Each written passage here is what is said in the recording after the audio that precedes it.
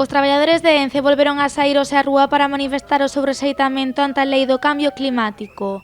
Unha norma que, de saír adiante, limitaría ata os 75 anos a duración das concesións no dominio público marítimo terrestre.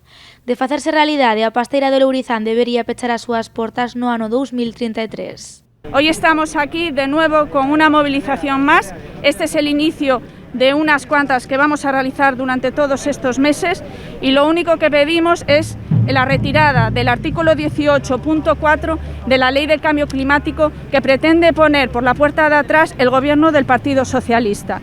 Una vez más nos quieren atacar, nos quieren cerrar y desde luego no estamos dispuestos y lo vamos a batallar. A marcha desta mañá arrancou na fábrica de Lourizán e rematou xunto a súa delegación do goberno. Nela participaron case medio millar de persoas. Esta é a primeira das numerosas manifestacións que os traballadores de ENCE teñen programadas para os vindeiros meses. Este es el comienzo de un inicio de movilizaciones que vamos a realizar durante el mes de enero, febrero y marzo.